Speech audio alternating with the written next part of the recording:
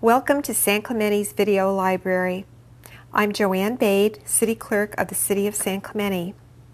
To skip this introduction, click on Skip Intro. This video will play on most internet connections. To fast forward or to advance to a particular agenda item may require additional loading time. To access a particular portion of the meeting, please click on one of the links on the right side of this screen. The Show Help link below explains various features that are available with this site. If you have questions or encounter difficulties, please call my office at 361-8200. Thank you.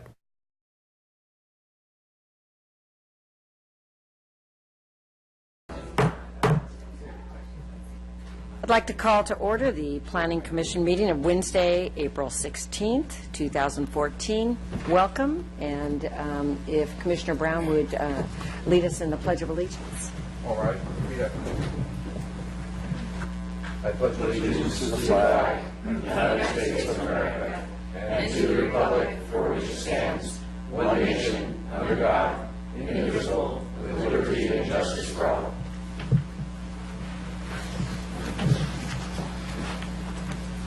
Okay, Mr. Petches, if you'd call the roll, please. Commissioner Ward. Here. Commissioner Eggleston. Here. Commissioner Brown. Here. Chair Darden. Here. Commissioner Crandall. Here. Commissioner Kelp. Here. Commissioner Rulon. Here. Okay, we have two sets of minutes to review and approve tonight. The first set is from the study session of April 2nd. Commissioner Brown, did you have a change? Or? No, I just, if there's no discussion, I'll move approve. All in favor? Aye. With one abstention? 6 and 1 abstention, Eileen. Then minutes from the regular session, the Plan Commission meeting of April 2nd. Any changes or a motion? If there's no changes, I'll move that we approve. I'll second. You got it done? Eileen, did you? Okay. Did we get 3 seconds? Which, 3 or 4. I was first, yeah. okay. All right, I just wanted to make sure she knew which one. Okay, so all in favor? Aye. Okay. All right, then let's move on to oral and written communication. Members of the audience may address the Commission on matters of public interest which pertain to the city and are not otherwise on the agenda. If you wish to speak, please step forward to the microphone, state your name and city of residence, and make your presentations. Please limit your presentations to 3 minutes. And seeing no one step forward, we'll move on to the consent calendar. All items listed on the consent calendar are considered to be routine and will be enacted by one motion without discussion unless Planning Commission staff or the public requests removal of an item for separate discussion and action. Commissioner Brown? I'd like to discuss the traffic issue, please. All right.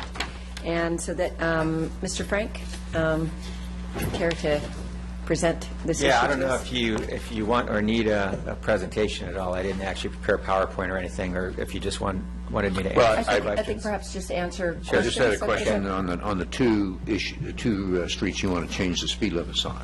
Right.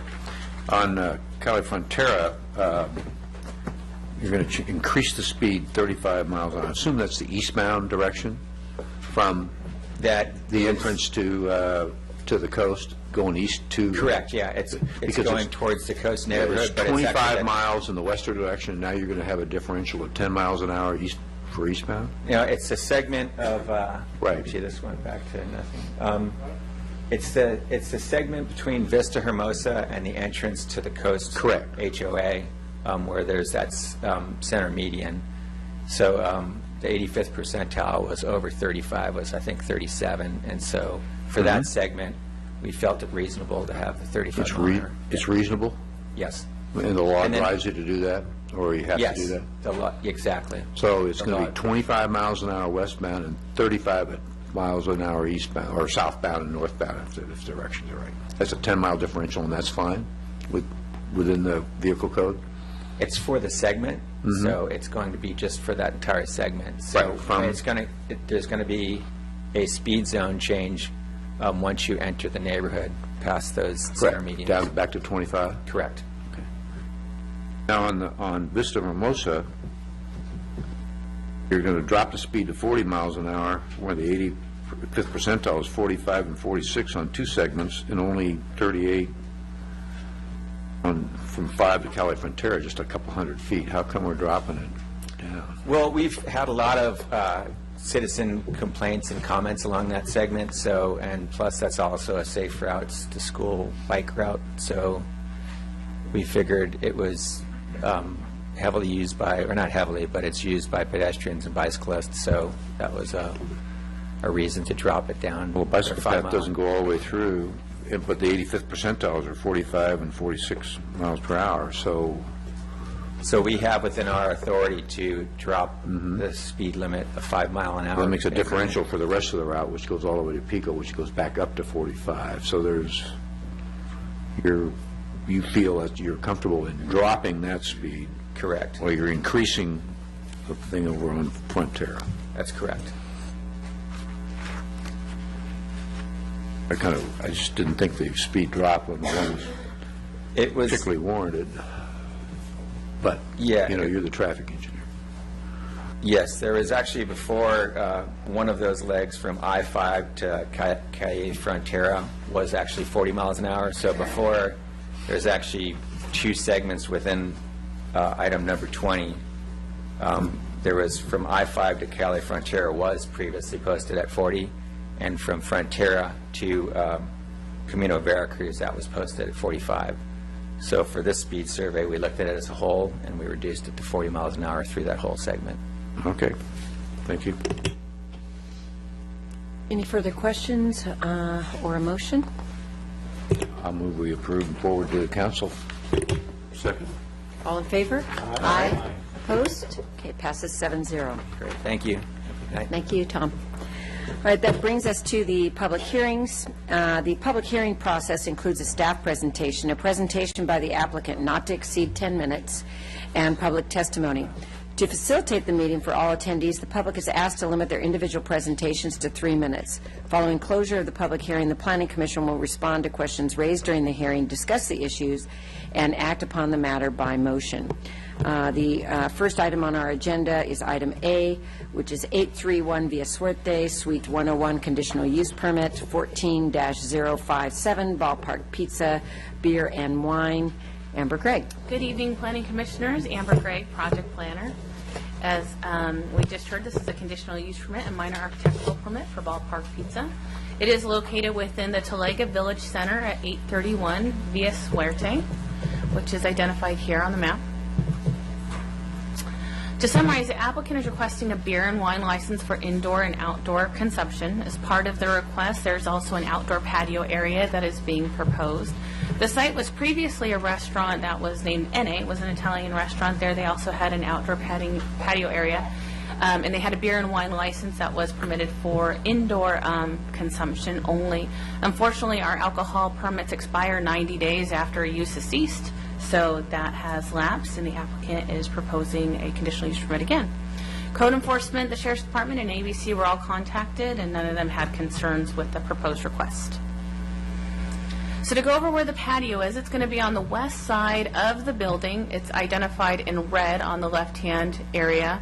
There are 3 exit doors as part of this site. In this, oh, there, hey, look at that. There's a set of doors here, a set of doors along this side, and a double set of doors here, and this double set of doors will access the patio.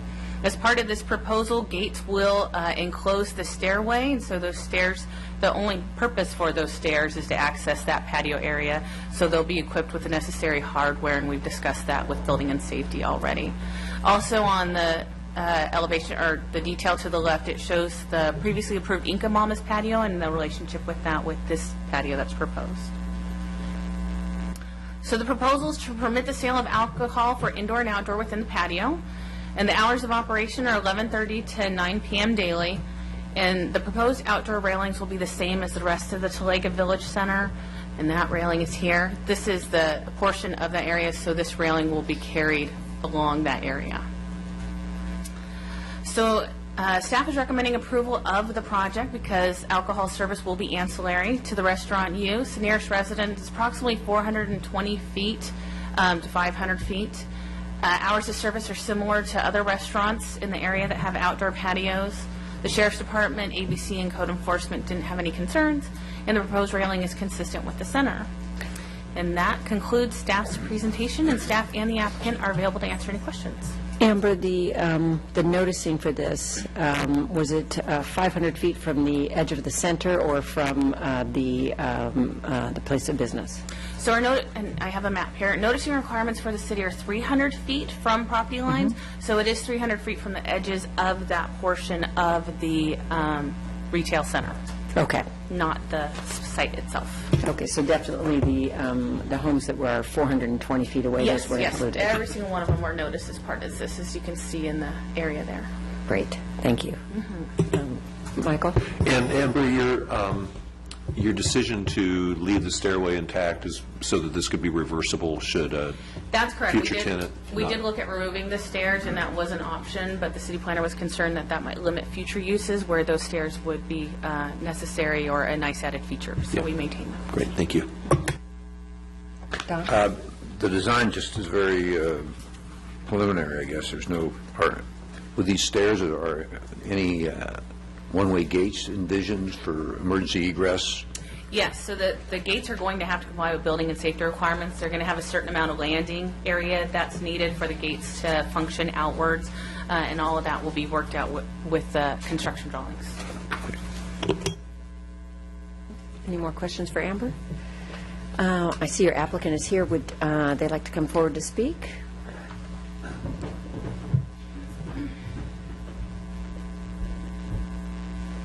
Good evening. How are you all?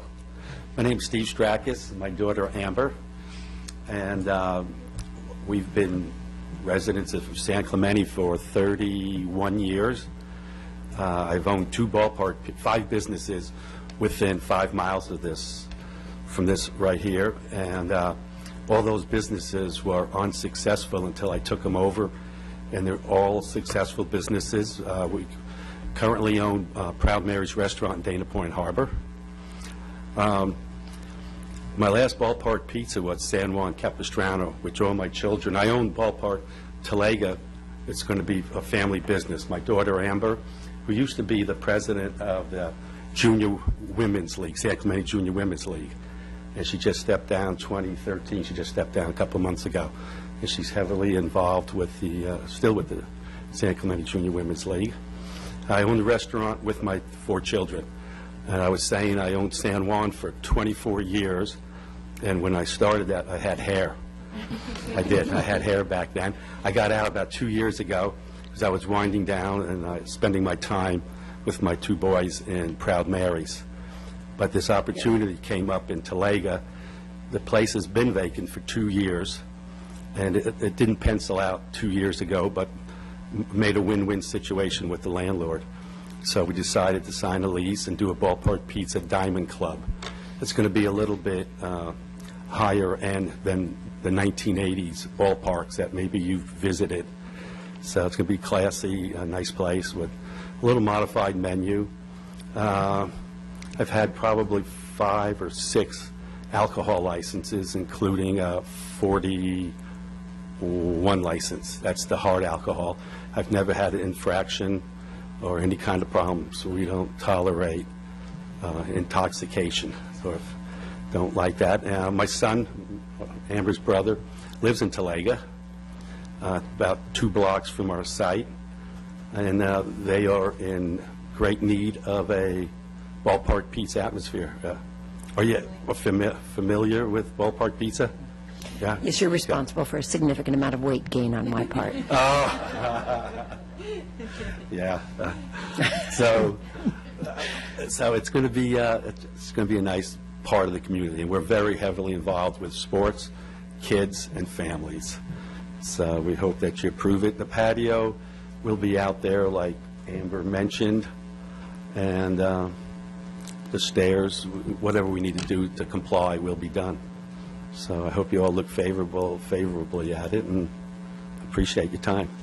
Do we have any questions for Any the applicant? questions? No, I guess not. Thank you. Thank you very much. Thank you. Okay, at this time, I'd like to open up the public hearing, and we have one card from a familiar face, Mr. Avera.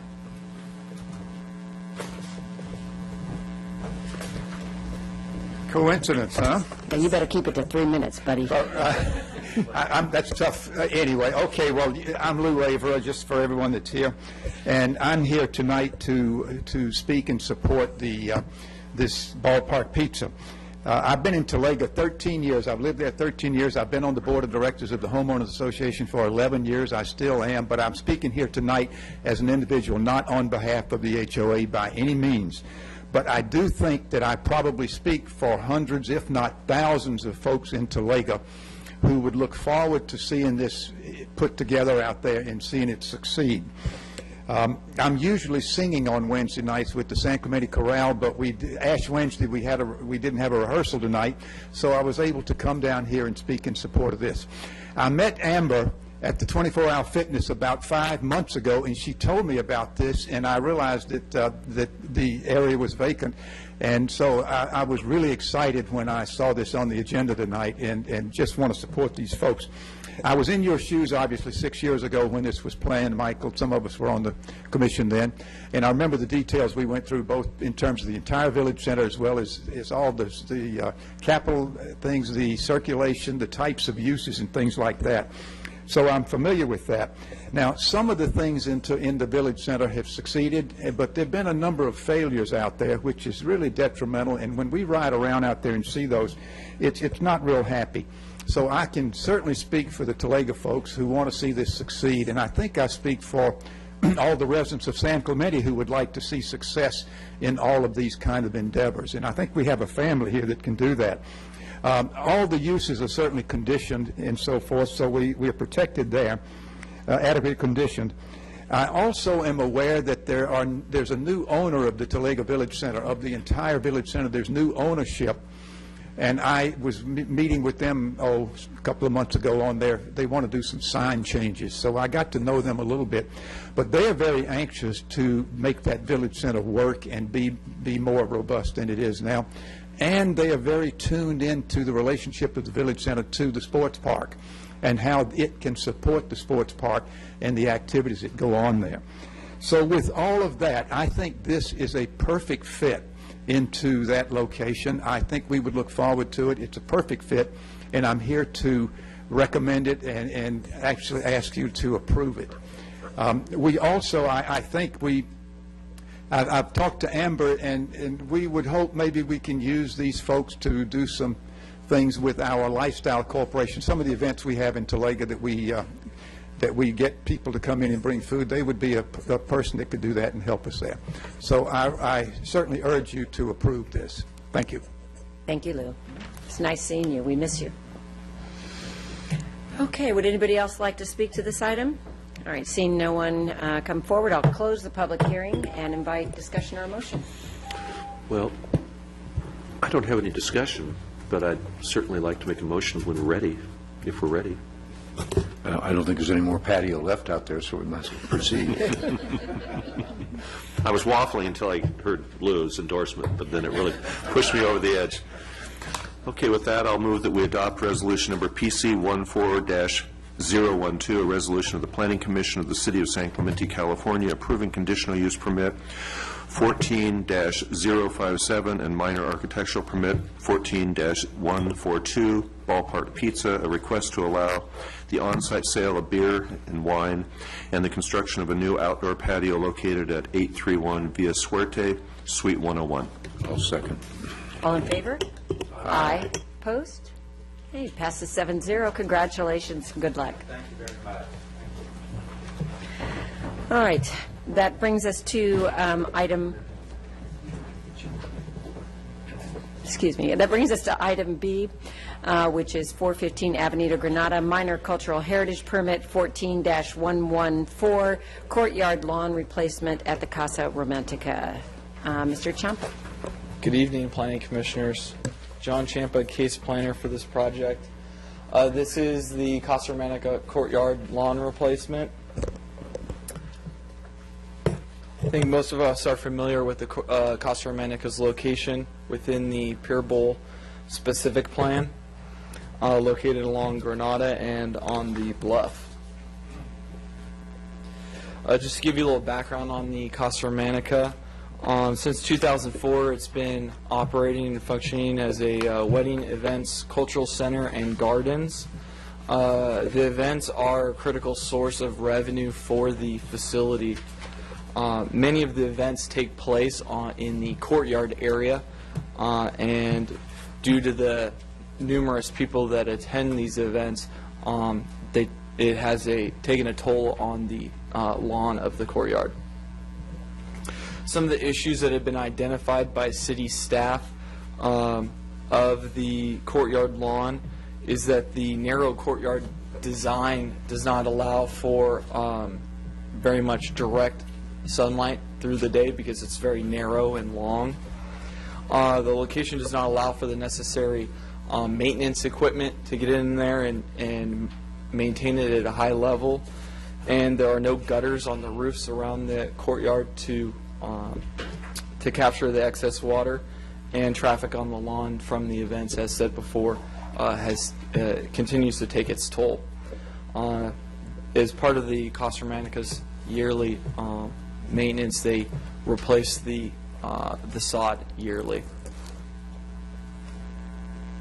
So the proposal is to replace the existing lawn with an artificial turf. Some of the reasonings for that is to improve the aesthetics of the current appearance, reduce some of the maintenance costs, and there would be it would not be necessary for a recovery time of the lawn in between events, so that they would have the potential to hold more events at the facility. So these are some photos of the current conditions of the lawn. As you can see here, that it has, it is not in pristine condition. Just to give you some ideas of when staff was looking at the proposal and the aesthetics of an artificial turf versus lawn, and looking at potential solutions, that's where staff kind of wanted to develop maybe an alternative option in looking at this. And so we turned to the conceptual rehabilitation plan that was completed, or that was done by Isabel Green.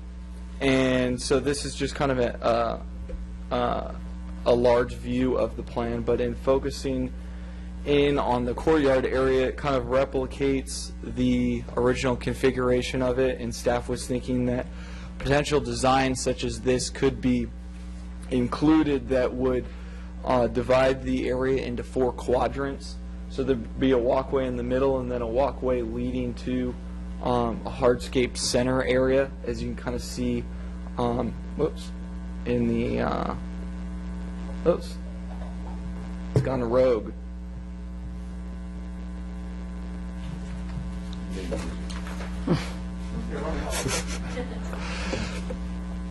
So yes, so this is kind of our 5-year proposal in terms of looking at a possible option to divide it into 5 quadrants. This proposal, or I'm sorry, 4 quadrants. You can't have 5. And so this would quadrant.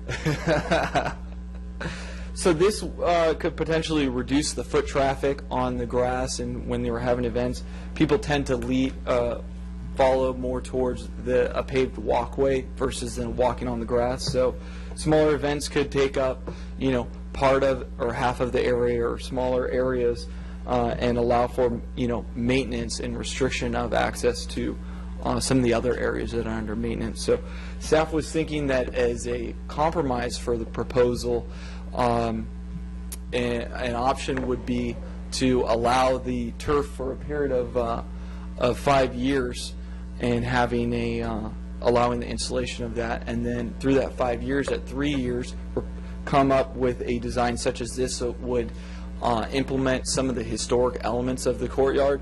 That, if it doesn't go crazy on me, we can see here, this is a historic photo of it. So the compromise in terms of dividing it into quadrants, incorporating some of these historic elements, would be much closer to what the design of the courtyard historically than what it is now. So there would be a period where it wouldn't exactly be an ideal historic preservational direction for the improvement, but that would allow them the time to financially raise the funds for these particular improvements. John, the wear and tear that the lawn has now, is that based on foot traffic, or is that based on tables that are set on the grass area? I think it's a combination of everything. Events sometimes require the covering of some of those areas, so I think Bernica can explain that in a little bit further detail in terms of what some of the implications are, and I believe that she has brought her garden coordinator who helps in the maintenance of the property. So from staff's perspective, though, in suggesting that that this is the long-term solution, is staff suggesting that they would continue to utilize this area for tables, or that with the new walkways that this would become just a strolling area in the garden? It would still operate as in function as their event area, and basically the walkways would help reduce some of that traffic, and would reduce the amount of turf on there. So it's a smaller area to maintain, and if, let's say, there still is, with tables going on there and events, there still is a need for replacement of some of the turf. It's a smaller turf area that has to be replaced, so it's not as much of a burden. Can I, if I may? Because I have a unique perspective, because I was here during the design and I was working with Isabel Green. So if we go back here, the original concept that Isabel had for the facility was to have these water features that kind of run through the casa. So we have the beginning water feature here, which we developed not in exactly the same shape. And then in the courtyard, this water feature here was designed not as a raised reflection pond like there was originally, but one that was actually at the turf level or at grade, and it went down.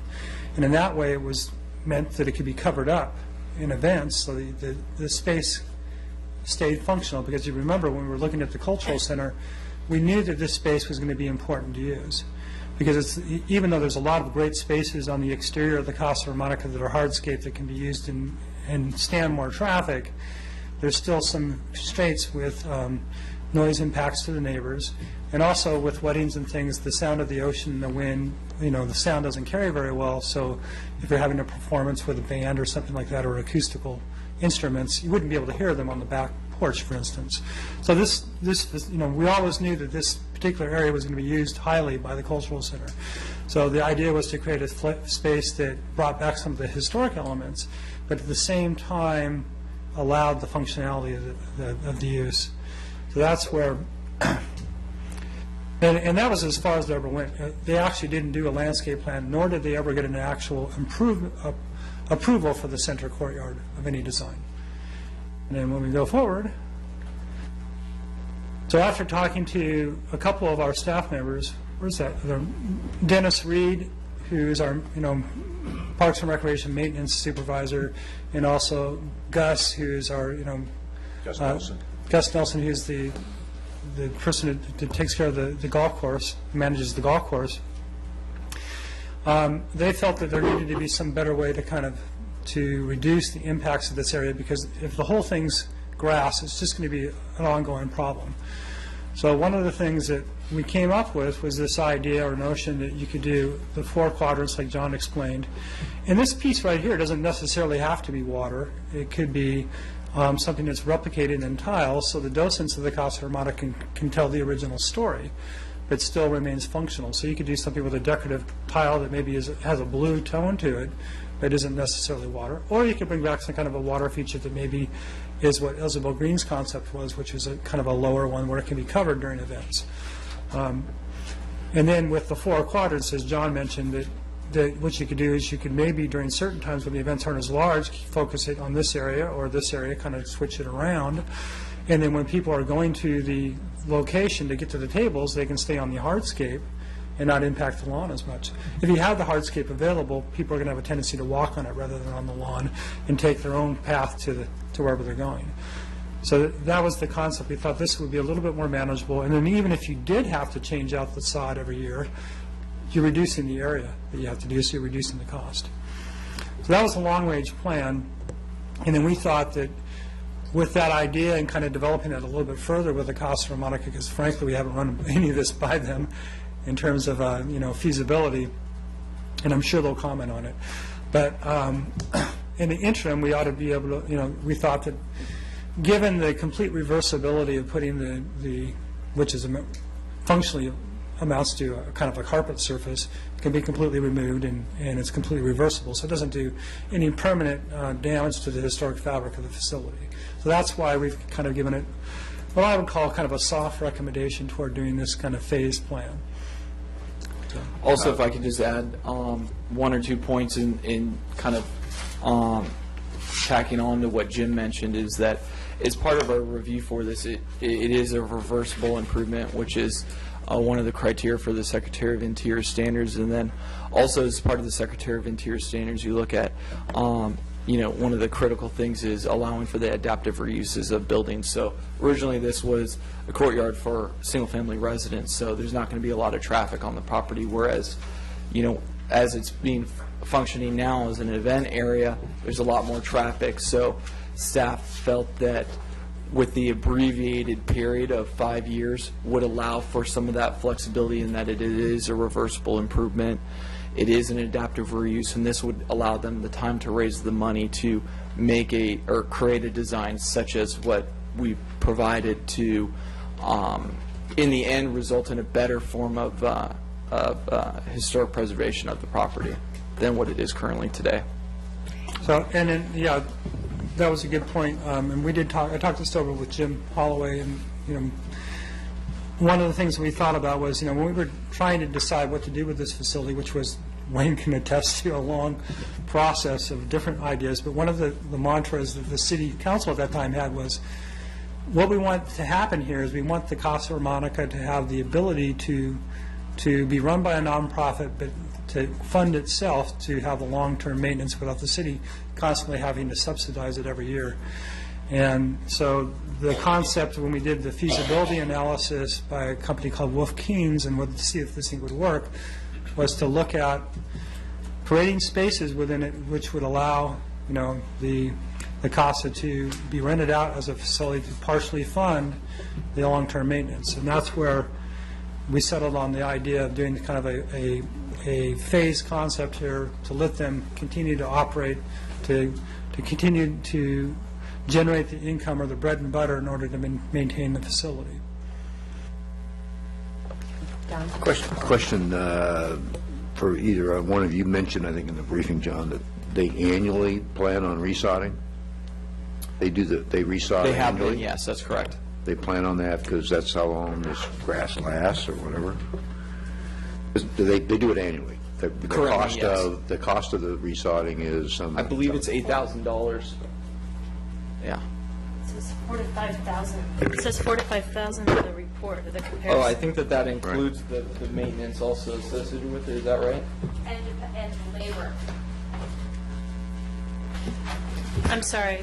Yeah. On the comparison of options for the lawn replacement, it says to replace the existing lawn by a contractor is 4 to 5,000. It cost us $7,000 last year.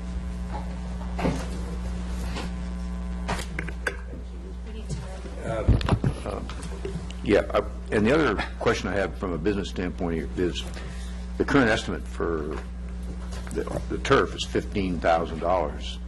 And so you're going to amortize that over 5 years and then have them, by that time you expect them to remove it and go to this design. That's what staff intention is? That's our recommendation. Okay, so would that business, did that pencil out from a business aspect of $15,000 for turf and then rip it out and convert again at Sunrays? I don't know if that's a good business case or not, but... Actually, when he finishes his presentation, we'll invite you up. We felt that based on that cost, that would be appropriate time, and then also that would give them the time for the fundraising of that.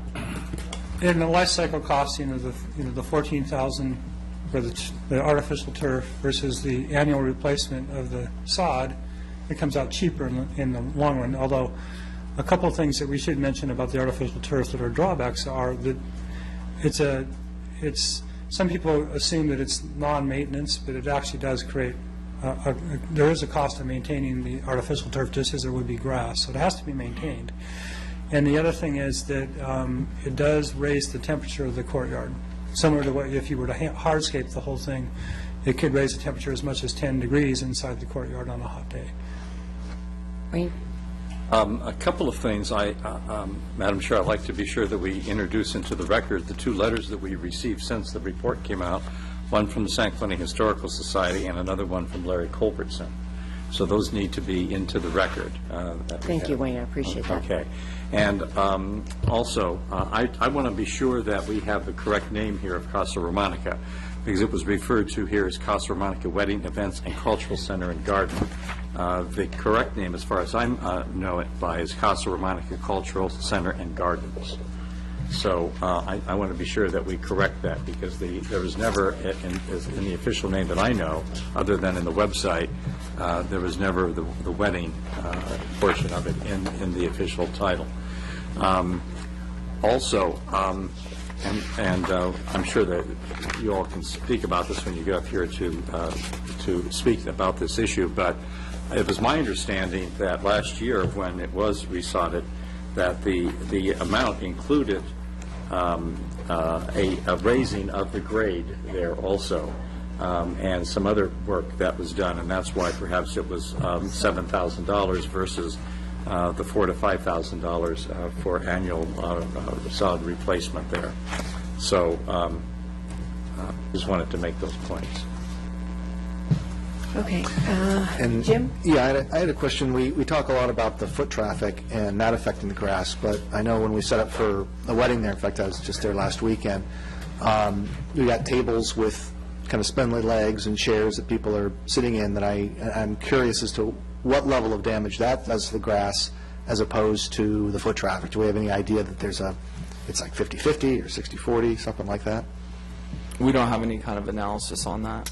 Is it fair to say that at least some portion of the damage is due to the sharp table legs and chair legs and that sort of thing going into the grass? I'd say that's a fair assessment. And maybe it's a question for the applicant and their expert, but I just wanted to. I mean, as you can see from some of the photos, the area of deterioration in the grass is fairly universal. So I'd say it's a fair assessment to say that all elements related to the use are having a factor on the grass. And I recall, maybe I'm remembering incorrectly, but I seem to remember in DRSC, did someone bring up that this had been covered for a while, just before that photograph was taken, that the lawn had been covered? I think, Jim, did you mention something in regards to that? I think that, and again, the Casa Romanica folks might be able to answer it a little bit better than I can, but I know during the toast, is it the toast or the taste, whatever, it's the Casa Romanica main event each year, that they do cover it for a couple days, so that does have an impact on it, but I don't know what the condition of it was before that. Okay. The taste is like in September, I guess, something like that? Toast, yes, you said that. So when was the last time this was sodded? Probably around February. Over a year then. Yeah, but, okay, so this lasted barely a year? It seems that if you wanted to maintain it in a high quality, that you'd probably have to resod it, every, after, probably in the beginning of the winter, or the late winter, maybe February or something like that each year. Certainly, they would do it after the big event, because that's probably the most impactful of any event on the Casa Romanica courtyard. Okay, any more questions of staff? If not, let's invite the applicant up.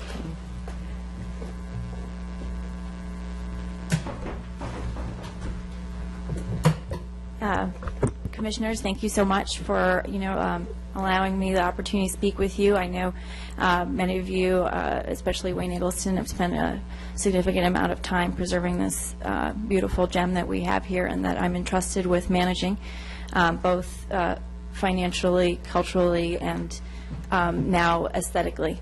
I see this as an opportunity to improve the historic aspect of the building long-term and embarking on a capital campaign to be able to make it more accurate and more useful for the purposes for which is intended, which is a cultural center, as I agree, and also in increasing the amount of cultural activity that we can have to be able to sustain it.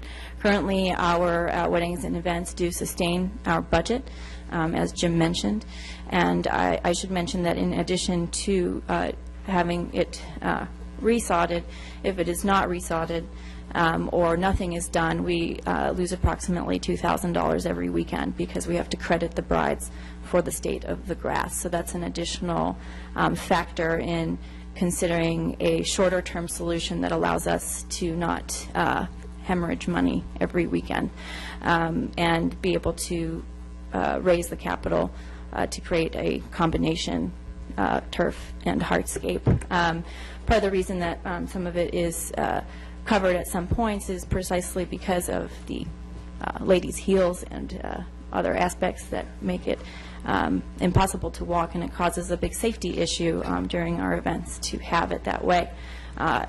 Given that there is no sort of stable terrain there for people to walk around, it also adds a risk for the safety of the visitors to the cultural center currently.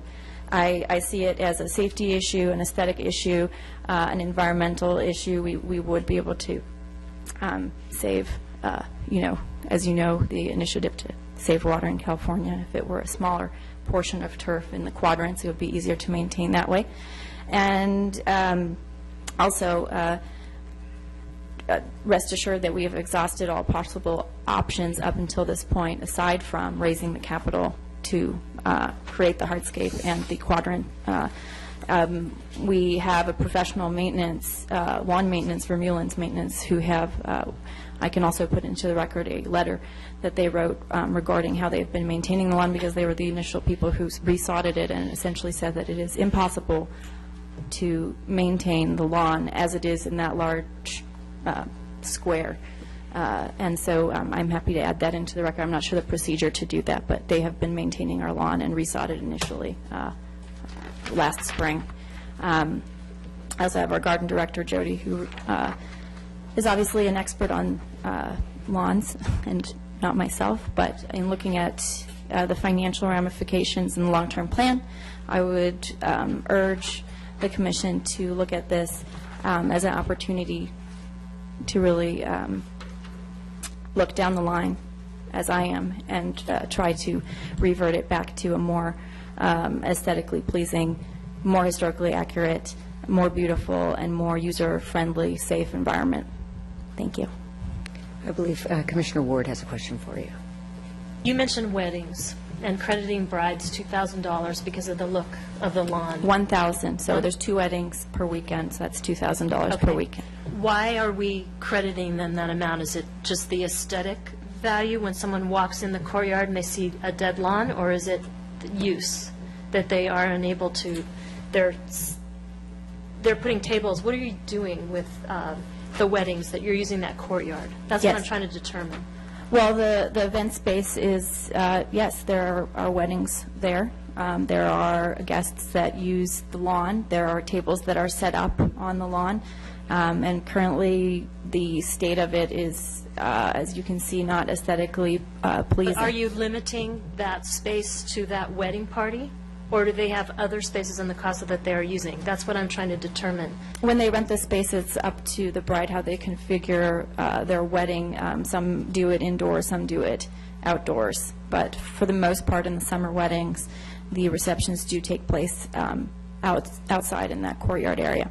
So the reception, all the tables are in that courtyard? Yes, and including for our jazz events in the summer, some of our performances, We do set up tables in there as an event space. We have a stage that is built oftentimes to be able to enjoy the courtyard atmosphere. If a wedding is scheduled and they're using the patio, the outside patio, not the courtyard, would you have to credit a bride for the look of that lawn? Yes. So the lawn isn't just a useful, you're not just holding the event there, but you're saying aesthetically, the way it looks, you would have to credit them. Yes, and I often receive comments from visitors just touring the property as a cultural center when we are open about the aesthetics of the lawn. Is this credit part of your contract, when you sign a contract with a wedding party that allows them to? It is currently having to be looked into amending those contracts because it, quite frankly, it does look pretty horrific. So the contract stipulate, I'm sorry, Dal, but the contract stipulate that you need to return $1,000, or you're doing that as a good faith effort, or? Well, it is not, it's a credit in the sense that we can either put in a sort of, we offer that we can cover it, or we can try to mitigate that and credit them the amount that it would cost for them to make it look okay. See, my daughter was a CASA bride a year and a half ago, and I don't ever remember that in the contract. It's not in the contract, sir. So I should have brought it up to you and gotten $1,000 back? I mean, it does look pretty awful. There's no statute of aesthetically. limitations on it? I guess I can come over to your business office tomorrow and get a $1,000 check? Bring the bridal pictures in. Oh, yeah? You have to recuse yourself if you're trying to get some money out of this. So. I'm serious.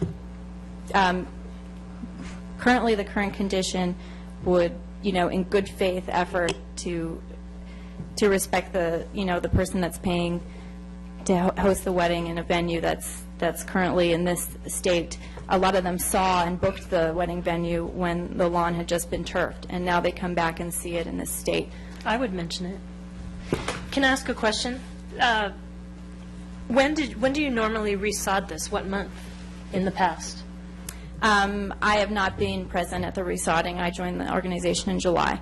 So, and Okay, so our it hasn't garden been, director. it hasn't also. been resodded, so since you've been there, because of the state it's in, you're getting a lot of complaints.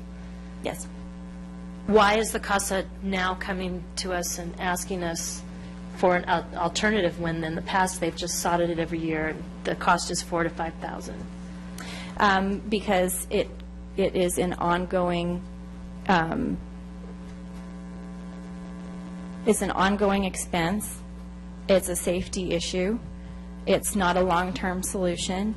The maintenance people who maintain the lawn, I have it in the record saying that it is not a viable option the way it is currently configured in the courtyard.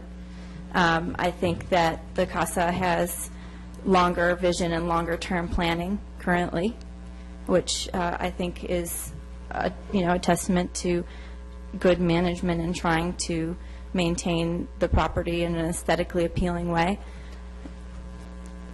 Should we assume, I think most of us have spent a lot of time at the CASA, and I don't think any of us have ever seen the lawn in this state of repair. Should we assume that in anticipation of this change or your proposed change, that you stopped maintaining the lawn? Because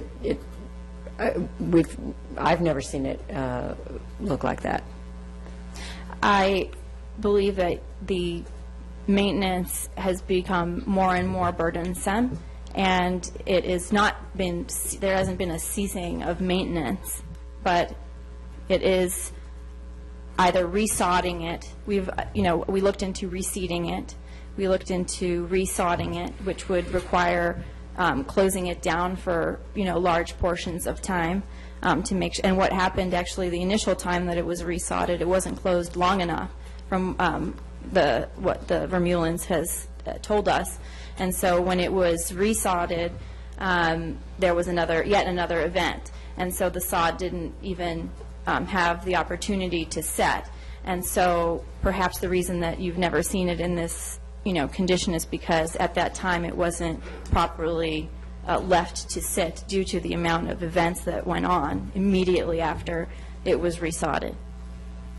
So the sod didn't even have time to, I'm not really sure the correct verbiage. To but root or whatever it does.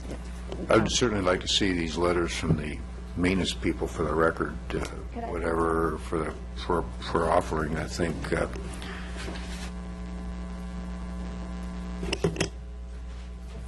Yes. Gardner, I'm happy to have this more formal email, but you're welcome to, do I give it to you? Can I ask another question? Oh, go ahead.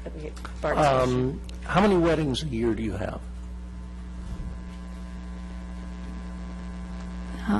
4 times 2, 8. What do you think, 100? 8, no.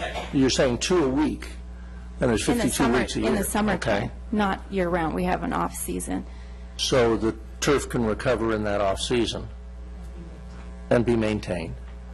Unfortunately, we have events aside from weddings, which... Every weekend? Well, yeah. I mean, that's the intention of the cultural center, is to have events and to have people come there year-round, and if it, especially on weekends when we have the opportunity to not have a wedding and to produce and open it to the public and have something in the evening that's beneficial to the community, of course we will have an event. Well, what I'm leading up to is if there's, say, 50 events a year, There's 4 a week currently. that's 200 events a year, and each were charged a $50 additional premium for the use of the casa. But these are our own events, right? So these A are portion of them cultural would events. be. I'm just trying to decide, would the premium to maintain the lawn, if you were to charge it to the renters, chase away renters, or is it would be less than $100 per event? Our cost to rent the casa is already high I compared know to your other... costs are, but your rent, I mean, No, for a the rent. wedding, Don knows what it cost, and would have it chased them away if we're $100 more? I would say that adding costs onto the bride and their family is not a long-term solution, because from our perspective, we would like to see less weddings there. We would like to see more cultural events. We would like to have it become, more sustainable on casa events rather than sustaining it simply based on weddings. As a nonprofit, we're not a rental, entity. We are a nonprofit that aims to Yeah, provide I'm just programs. struggling with the fact that the whole budget is focused around $7,000, that it's that tight. It is a nonprofit. I understand it's nonprofit, It's a nonprofit with a but staff. that's a cost of operation, and could that be recovered? I would say it would be very difficult to recover. So the cost of a wedding, a rental for a wedding or other type of function from an outdoor source or an outdoor participant is how much? It depends on the season, but between 6 and 8. And so an extra $100 would push you out of the market, you think, as a venue? I think that it's not the sustainable way to look at it. I think it would push us out of the market. We're already charging a very large amount to have weddings at the casa. And the point is that it's not just weddings. The point is that the events are cultural events. If many of you have enjoyed the Toast, many of you have enjoyed our Casa Cool Summer Jazz Series. We have Open Casa, which is free to the public, with visual artists receptions that spill out into the courtyard for traffic with tables and hors d'oeuvres and things like that. And the functionality of it is intended for use. And so recouping, I'm sorry. Is every cultural event you hold there use that lawn area? No. But people do walk through it, and tours do walk Could through that it. be restricted to only when weddings are taking place or large events such as the Taste and other things? I mean, a lot of these jazz events are totally in the solarium and outside where you can put ropes up and just, don't allow people to walk there because you don't use it for every event. I think that the intention of the building is to be used by the public and for the public to enjoy the courtyard. And I think that our events in the courtyard are very successful and very pleasant for the San Clemente community, and restricting it, especially in the summertime, or even in the other times where people shouldn't walk on it. I mean, we have tours of, 50 or 60 people walking through the casa. I think that restricting that would be a mistake.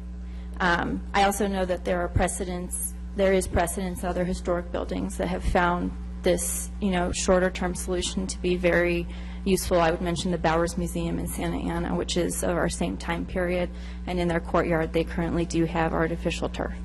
So I think as it is the purpose of the center to be used by the public, I think that would defeat the purpose of the courtyard as it is. So the courtyard is, for your intentions, to be walked on at all times? Yes.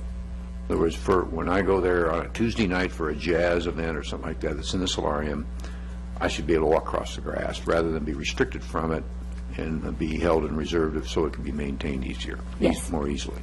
Yes. I think that the hardscape and the pathways that could be implemented longer term would make it easier for people to walk through that courtyard the way that it was historically built, for people to enjoy and walk up to the pool and be able to walk through the courtyard on the pavers. Kathy, did you have a question? I guess I have a question. I don't understand why you could not resod this, and for the period of time, if it wasn't an event that was specifically scheduled for the courtyard, have signs up saying this courtyard is closed for maintenance. Just a little, nice little signs around, or rope it off. Anytime that I've gone there, I have not walked across the lawn. I walk on the walkways. I look at the beautiful center. I'm looking at the beautiful tiles, and I'm heading into the casa. So I don't always agree that everyone's going to be walking across the lawn. And we have a walkway right in the middle, right? We have a walkway, so when most people are going to go to that walkway if they want to go to the middle on the other side.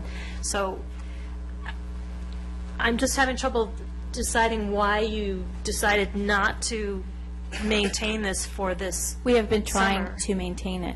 But not close it and resod it during your downtime and close this off so that it would take. We have been trying to maintain it since it was resodded just, in February. So we've been trying to maintain it.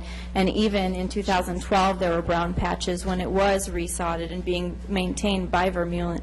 And so with continuous use and continuous, I'm sorry. I think there's confusion about. When did you say it was resodded? Recently? I thought it was over a year ago. A year ago, February? It was around February. It was February last year. Okay. All right. So you normally resod it before the springtime because events are kicking up. I don't know if that was a maintenance schedule that was maintained thus far. I don't think it's something that is being factored in, yearly into the budget. It wasn't a line item in the budget when I arrived, and I do believe that even if we were to resod and maintain it, there are photographs from right after it was resodded that show it browning, for the maintenance to be incredibly difficult. And especially now, as the summer approaches, we just ask for this shorter-term solution so that we may put in the walkways and the quadrants and the real grass and raise the money to make it possible. Don, you have a question? Could the garden person come forward a little bit, please? What type of grass do you sod there? What type of grass are you? Marathon 1. They chose a Marathon 1. Is that an appropriate grass for that use? Fescue. I think it was chosen because it has a high wearability factor. That's one of a high wear tolerance. And I think it was chosen because within that small courtyard, there are microclimates. There are sections of that lawn that are in almost full shade and sections that are in almost full sun. So it's a very variable grass. It can handle both of those conditions. But may I offer something that hasn't been mentioned about what the actual issue is with the lawn? It's not necessarily that the green growing grass is being damaged. The problem is the compaction of the soil underneath. So the lawn was replaced before I got there. I've been volunteering there for, I think, about 4 years, but I only began in my role as garden director at the end of June, early July. The lawn was already showing evidence of compaction by May, and when I started in June, it was showing severe signs of compaction. And two of the indicators of compaction are water pools on top, it does not flow through, it becomes impermeable. And then the second thing that happens with this kind of lawn is the lawn clumps. So by the time I started, which was a few months after it was resodded, it was already clumping and water was not infiltrating. So I just wanted to clarify what the problem was with the lawn, that it wasn't the grass, it's the soil. And if you look at the lawn now, so substantial grading was done to that lawn, as I understand it, when it was installed, and it had to be in order to improve the drainage. But if you look at it right now, it needs grading again. So in order to replace that lawn, we would have to regrade it, and that bumps up the cost of replacement. I also want to address another comment that was made about the replacement being the one yearly cost. That isn't the one yearly cost. We have a monthly maintenance fee. Someone has to mow it. Someone has to aerate it. It's got to be aerated in a very specific way to do it correctly. And at the time of aerating, it has to be reseeded. A lawn with this much traffic has to be aerated twice a year and reseeded twice a year. And if you're going to reseed, you need to keep people off it for 1 month. So that's 2 months that it's out of commission in the year just due to aerating and reseeding. Yeah, so that's what I wanted to say about compaction and maintenance. Oh, I did also want to make a point. Someone asked a question, I didn't think it got answered, related to tables. I have, who has not been to a wedding at the Casa? Has anyone? Okay. Can I show you a picture of a wedding at how they set it up? I have a number of pictures, and it gives you a very clear sense of just that level of traffic that how do I pass it up comfortably? Just pass it. Okay. Just walk up. Can I invade the space? And if you could, please, for the record, share your name with us for our recording secretary. And I'm the director of gardens at the Casa. So this is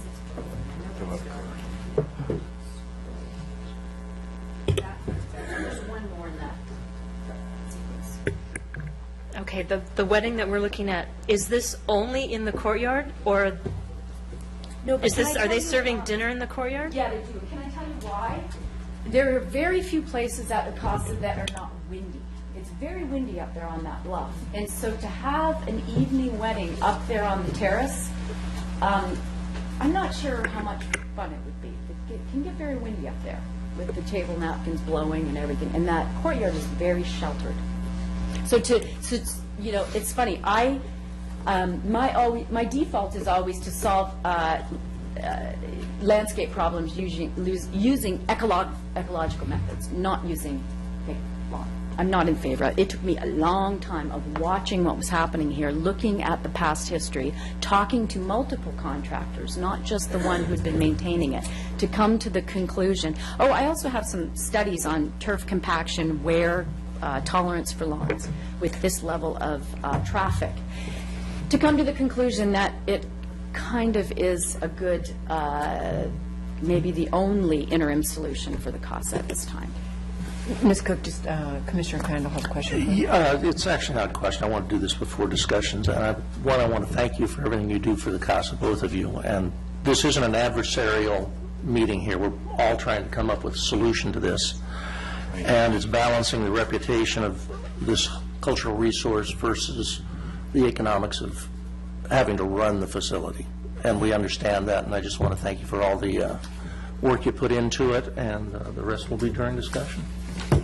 John, you have a question?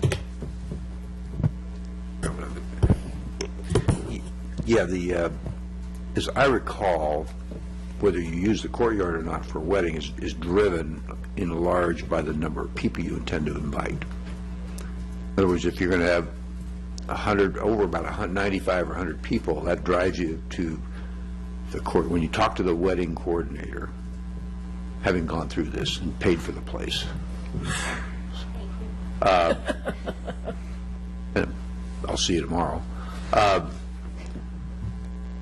the size of your wedding party drives where your venues go. That's what the wedding coordinator told us. In other words, if you're going to have about 50 people, you can probably have it all inside of the solarium and have your wedding vows outside overlooking the pier. Once you get over a certain number, you are then driven to the courtyard for a wedding. Is that correct for the wedding record?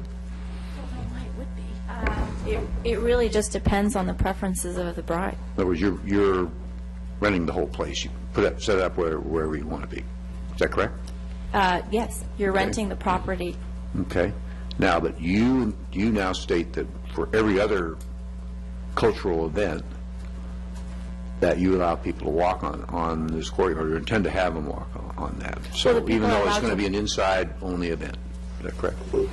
I'm sorry, I don't think I understand the question. If there's an event there at the Casa, a cultural event, it's in the art gallery.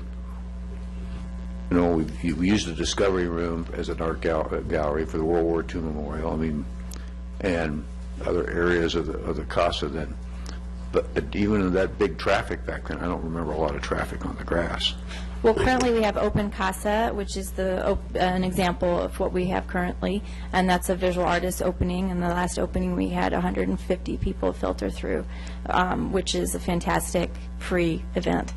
We also had Arbor Day at the Casa, which saw the same amount of traffic outdoors. We planted trees at the Casa and offered them for free. And we had people coming through, and there were different stations and booths, of which the city was, cognizant and almost a part of. So, yes, we do have traffic, and I think it's part of the purpose of the facility. Jim? Yeah, a question for Ms. Cook. Yes. I never remembered your name.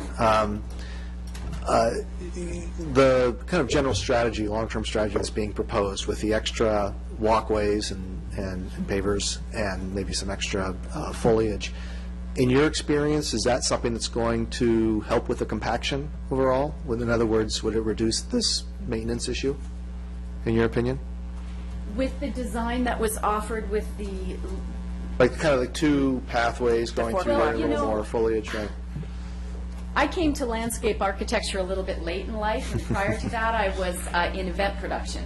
So when I think about events, I think about, and landscape architecture, it kind of is combined, but I think about circulation. And when you look, and I'm sure you encountered this at your daughter's wedding, when you look at how people circulate throughout that courtyard, I'm not sure that I want a barrier necessarily to that in the middle. I might think about it a little bit differently, but are you, sorry, I lost the end of your question. The question is with this kind of basic design, where now we've got, instead of just one short path, we've got these two paths and maybe a little extra foliage in there. In your experience, is the circulation, the theory is the people will tend to stay on the pathways and not on the grass so much and things like that. Does that kind of conform with your experience? No. So do you think that if we did this quadrant type of a thing, we'd end up with the same kind of compaction ultimately that we do now? If it was lawn, it really depends on the width of the path. Right now, we have about a 3-foot or 3.5, I think, or 4-foot path. Two people can't walk abreast on the path. So if two people want to walk, somebody's walking on the lawn. So I think it really does depend on the width of the path. You really have to think through circulation and make the paths so that people can walk two abreast, or they will walk on the lawn. Or one of them will walk on the lawn. Or one of them will walk on the so, lawn. Yeah. You know, hopefully, like only one will walk on the lawn, where there would have been two, maybe. I think that's the hope. But I was just trying to see if you thought that this was going to ultimately alleviate that kind of problem. What we wouldn't want to see is 5 or 6 years from now coming back and saying, well, these quadrants are getting compacted just like before, and we've essentially got the same problem. There is another solution, and I think your golf course specialists could talk to this more. There are engineered soils, and engineered soils resist compaction. So I think if if an engineered soil was brought in, then perhaps this would be a solution that would work. And what if we brought in engineered soil for the current, full kind of rectangle thing? I don't know, we haven't costed that out to figure out what that would cost. It's a specialized, a standard landscape maintenance installation company couldn't do it. It's a specialized installation. Okay, but that hasn't been something that's been investigated? No, by the CASA? it's a little bit atypical for this kind of a small space. It's typically used on golf courses, Okay. sports fields. Engineered soil, huh? Yeah. Okay. Yeah. Interesting. Don? The San Clemente Golf Course is kind of famous for its kikuyu grass. Ah, is that right? Very hardy. That's not on the fairways. It's the first cut.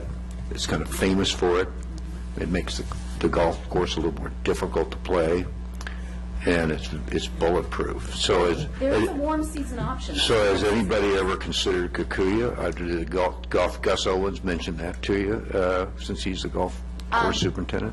Warm season grasses have been tabled, and the compaction problem doesn't go away. See, I think as I look at this, and as I look at the traffic pattern in the courtyard, it doesn't strike me that a ball field, soccer field, or golf course is comparable, because they're designed and managed for traffic in a way that we can't do here. If we have over a 48-hour period, 300 people walking on this lawn, and by the way, this particular lawn is cool season grass. One of the things with cool season grass, it has a, not to get too technical, but a very high evapotranspiration rate, which means it needs to stay cool, which means it needs a fair amount of water, and it needs to have an ambient sort of air needs to be cool near the blades. So with that constant dampness and that high level of traffic, that is a very quick way to compaction. So I guess I keep coming back to, it's really the soil that's the problem. It's not the grass. It's the compaction of the soil. Any further questions? Just one more. So did I hear you say that weddings, they really don't want to book that patio to the right? They want to be in the courtyard because of weather. So are any weddings being booked on that patio? Yes,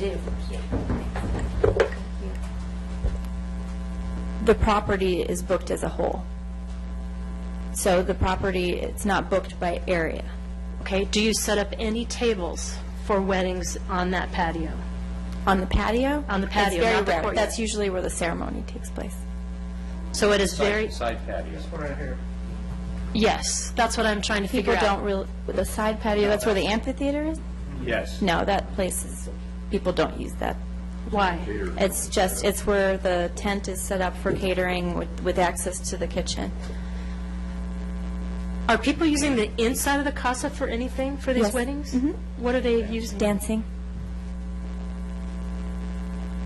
Sure.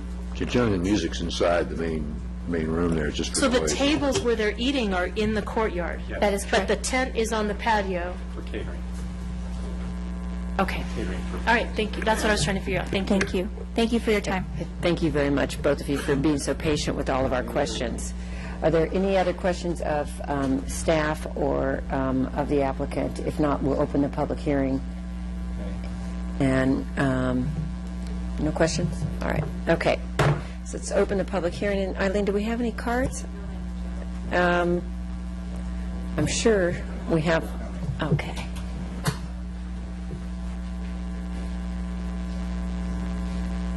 Who's coming?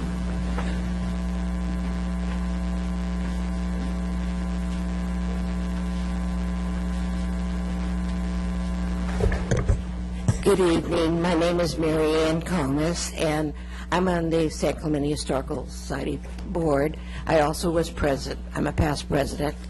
And I also was a volunteer for the CASA at the beginning when it first started for several years, just to let you know that I know the CASA pretty well, and I know that that grass was never the way it looks now. Anyway, I would like to read, for the record, this letter from the San Clemente Historical Society Board.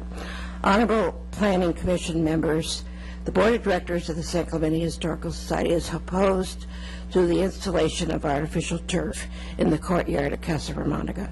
We agree with the assessment of the Cultural Heritage Subcommittee that artificial grass would diminish the aesthetics of the courtyard, would not be compatible with the historic landmark, and that alternate management options for the lawn should be considered. San Clemente's zoning ordinance requires that this project comply with the Secretary of the Interior standards for the treatment of historic resources to ensure it does not have a negative impact on the historic significance of the property. The standards state a property will be used as it was historically or be given a new use that requires minimal change to its distinctive materials, features, spaces, and spatial relationships. The courtyard of Casa Romanica is an extremely important character defining feature of the property. Installing artificial turf will necessarily reduce in much more than minimal change to the property's distinctive materials and features.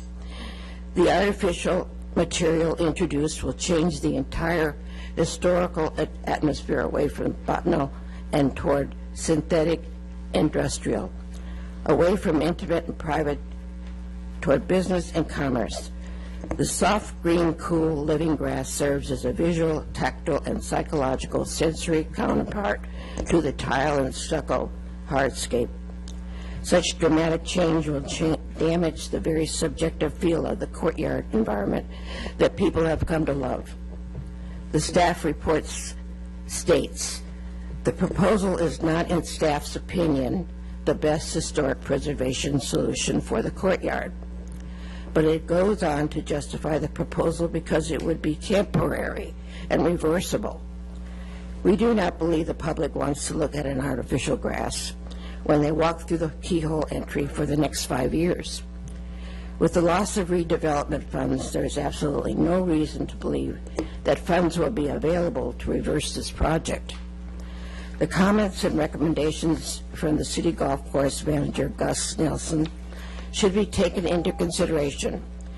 I'll just be a little bit more. No, that's all right, Ms. Combs. Go ahead. The gist of the problem is that the current level of use is greater than the ability of the turf to repair itself and remain attractive and functional.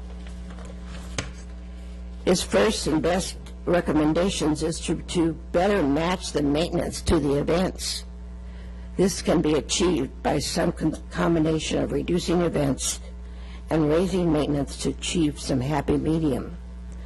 The rehabilitation project at Casa Romanica in 2000 and 2002 included the addition of several areas of exterior hardscape. The purpose of those individual areas was to help accommodate events. Historic preservation at Casa Romanica would be better served if those exterior hardscape areas were used for events and the courtyard was used less intensely. Thank you. Thank you, Ms. Comas. Next is Georgette Corson, and then Ruth Denault.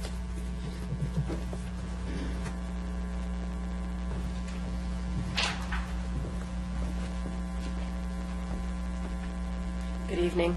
I'd like to begin by saying I don't like being here, and I don't like opposing something that Ruth Denault would support or that Berenica would. It's awkward for me. I'm here, but I wish that I wasn't.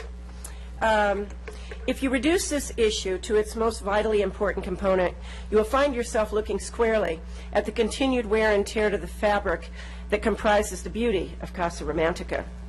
In the staff report promoting the use of artificial turf and ultimately a greatly increased hardscape in the Casa's courtyard, it read, quote, artificial turf does not require maintenance, but its primary advantage over turf is it will result in less downtime so that more events can take place in the courtyard. In listening to those who have been more closely involved at the Casa, the impression has always been that the intensity of use is already excessive and that the Casa is sustaining damage.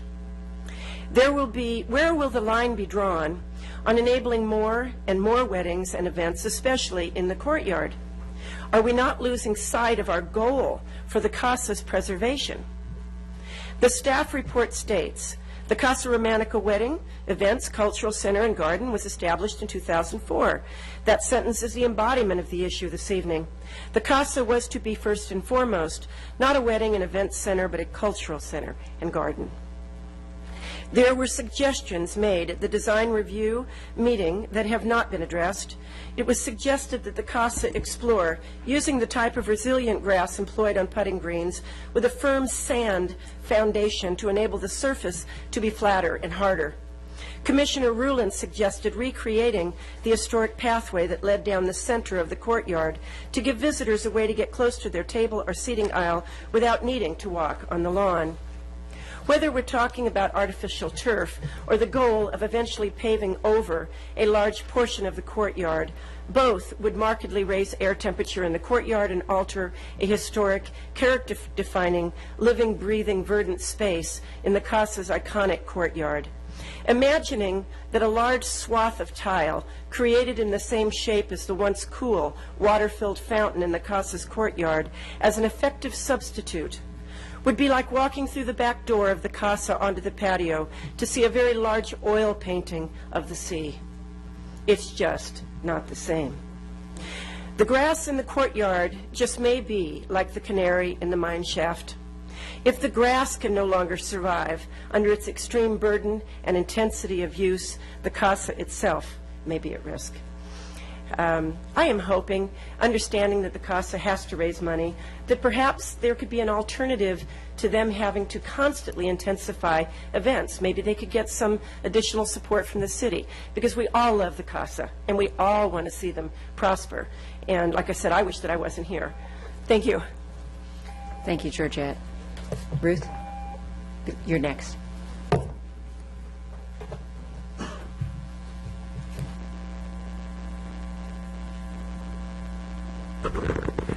Thank you.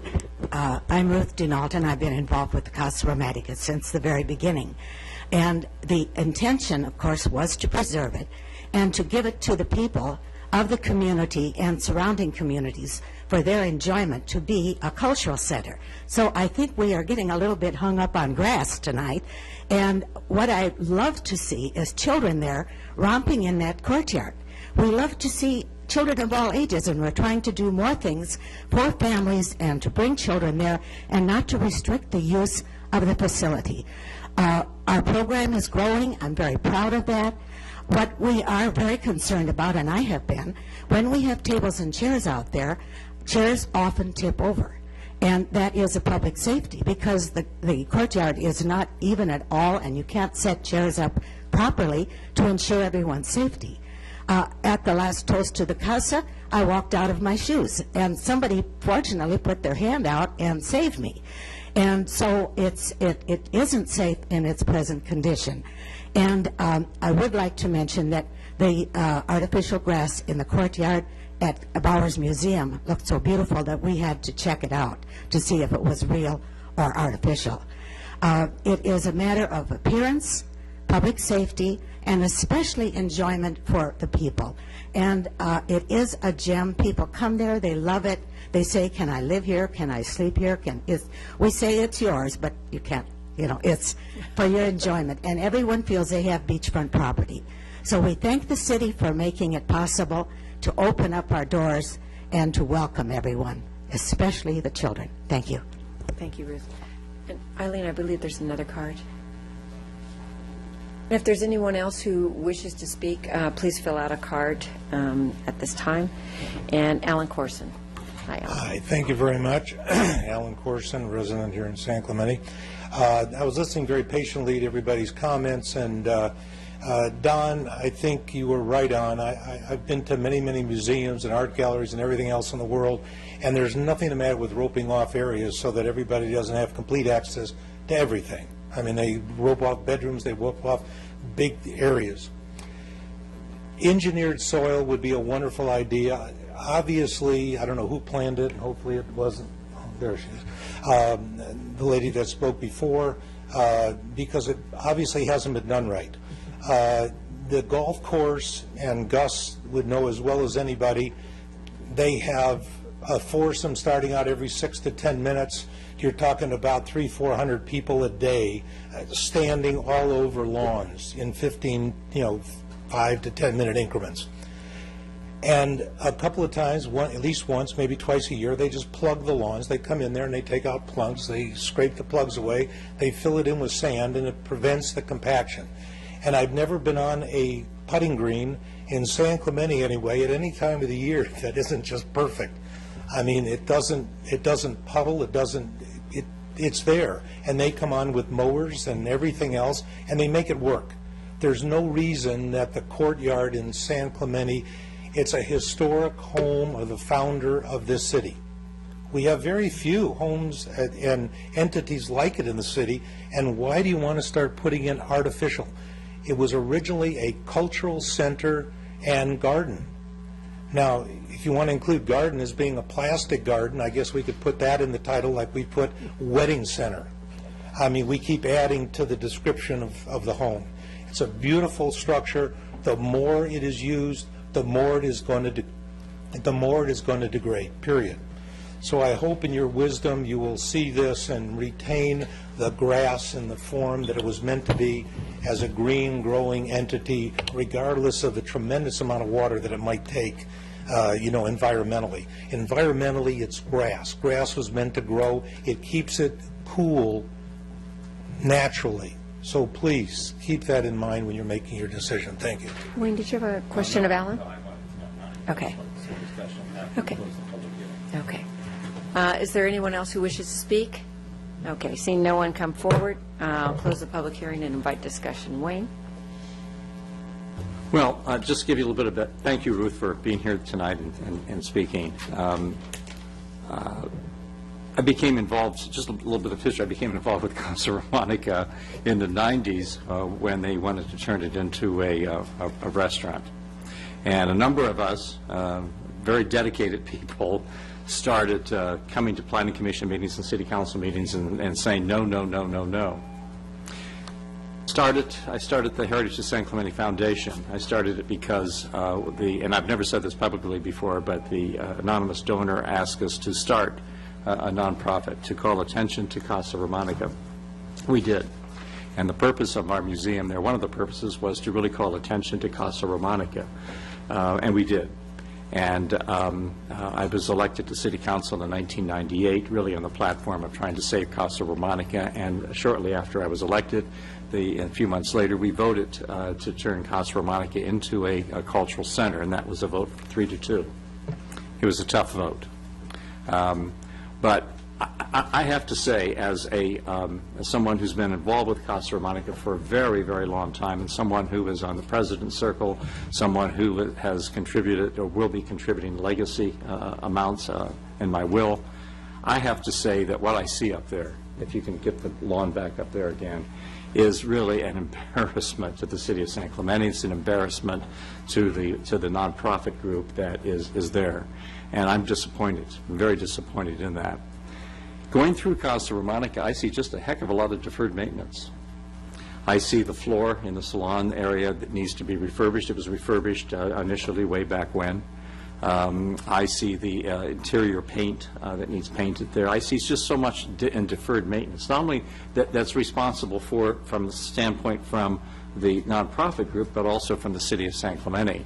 And I'm going to be becoming more involved in getting some information, Jim, with regard to the agreement between the city of San Clemente and the Casa Romanica with regard to everyone's responsibilities. The deferred maintenance really is an indicative here of the overuse of Casa Romanica. And I tried to make a point earlier when it said wedding center in the staff report that it's not a wedding center. It's a cultural center and a garden. And so and we haven't had. And I guess part of the obligation of the nonprofit is to come to the city of San Clemente on an annual basis to talk about the state of Casa Romanica and do that. And we haven't had that year after year. We've had perhaps sometimes from time to time, but not on a regular basis. We really need to do that. I don't like the term reversible, that this can be reversible. I mean, that's just like a magic wand that you have and flashing over it and say, well, I guess anything can be reversible. But I think we can do better. I think we can be more thoughtful in our analysis when we say reversible for historic structures. So I went back to 2002 and 2004 and got to, and when we talked about how much money we were going to contribute as a city to Casa Romanica and who was going to be contributing it and so forth, and minutes of that meeting. And the city, the total cost was over $3 million, and it was contributed by the anonymous donor. It was contributed by the RDA fund. It was contributed by the Talega Development Fund that we had, contributed by private donations that we had. So it all turned up to that amount. But, and that was 2002, 2004. But what we did in our discussions, and I went back to reflect about what we talked about during that period of time, was that money was to be used, obviously, for the renovation of Casa Romanica and the addition of the patio area and the building underneath it that is being used for storage. And we said at the time that would be a perfect venue for events. Perfect venue for events because it had an ocean view. And it would keep people out of the courtyard area, which is really a historic area, especially when you consider the tiles, the walkways along the side, and the historic tiles. And every time I go there and I see heavy equipment which is being pushed over those tiles, those tiles are eventually going to break. They're not going to last for a long period of time. So the focal point was really supposed to be the courtyard area, a visual courtyard area, historic visual courtyard area. And the patio area that we spent millions of dollars on was to be used for events. And it's not being used for events, it's being used for the catering tent. You know, I go back and I take a look at the previous operator there. And of course, it was, Casa Romanica was in worse shape then. But the grounds never, ever looked like that. Ever looked like that. And all the time that the previous operator was there.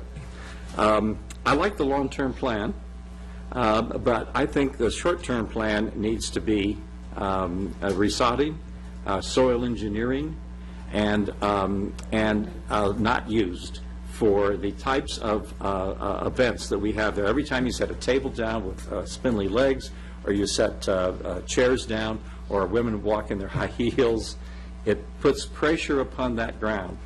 And all sorts of foot traffic, and it's not appropriate to be used for the type of use that we have there right now. Quite frankly, it's just not.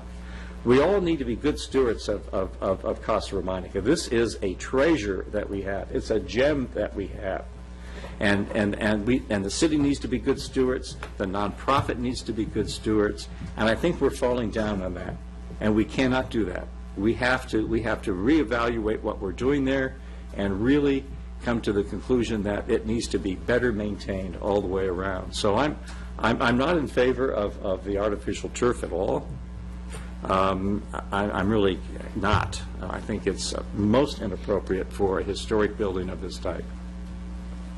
Thank you, Wayne. Anybody else? Jim? I think one thing, at least in my mind, that has been raised more as a question than an answer is this question of soil engineering and possibly other types of grass. I really appreciate, by the way, your expertise and your contribution. I think it gave us some perspective. Sometimes when we discuss things, the conclusion we come to is that either we don't know enough or that we think that perhaps the applicant needs to do a little more research. And I'm starting to lean in that direction a little bit. There's clearly a problem, although there's clearly a soil problem, soil compaction problem. That's, at least in the narrow way that we have to look at this. Maybe there's larger issues in terms of management or whatever, but that's not, that's not really our purview here. And I wouldn't, I don't have any clue as to that. But I wonder if if it would be good to ask the applicant to do some more research based on, the questions that we asked up here, and perhaps come back with some alternatives in that way.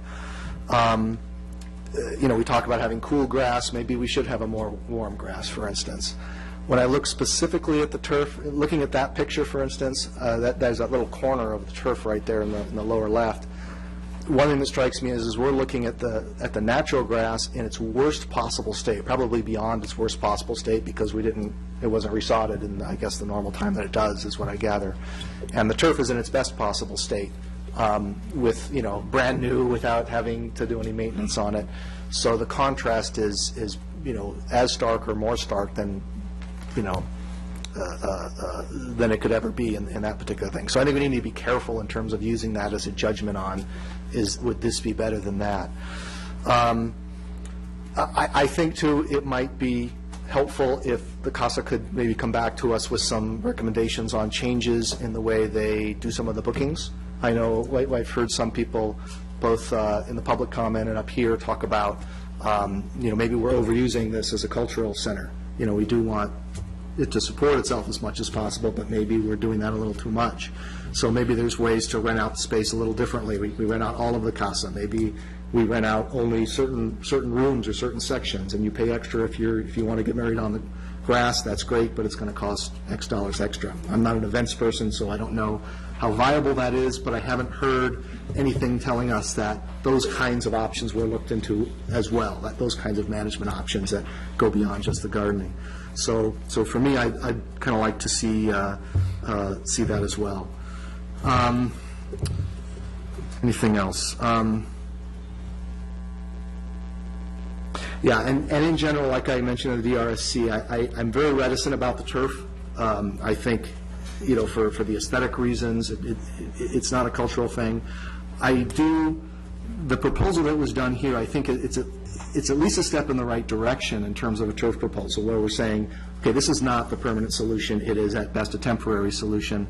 I could maybe see it like I would see some scaffolding done around a historic building that's there for 6 months or a year as a way to restore it.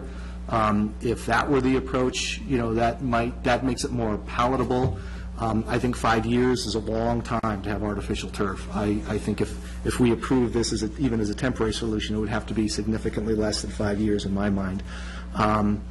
But that's kind of my feeling on the turf. My sense of it right now is that I'd like the CASA people to perhaps go back and study some of the issues that have come up and some of the things that don't seem to have perhaps been thought about, at least not presented to us, and maybe come back and talk to us about some of these different options.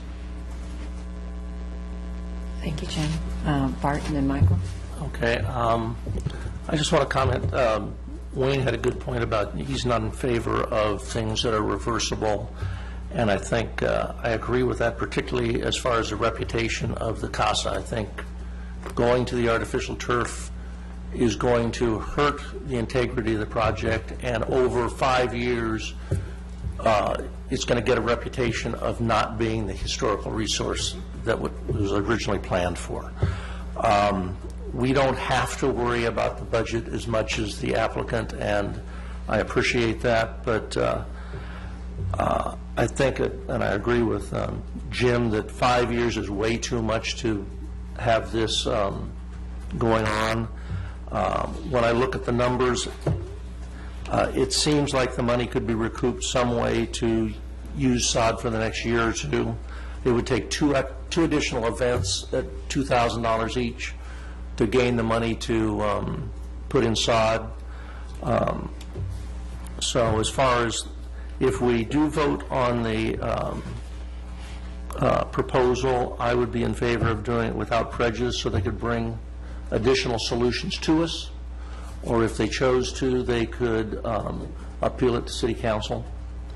But I think we should probably make a decision one way or the other on it. I think the damage that would be done to the CASA is irreversible, and I'm not in favor of the artificial turf at this time. Thank you, Bart. Michael? Well, to play off of both what Georgette mentioned, that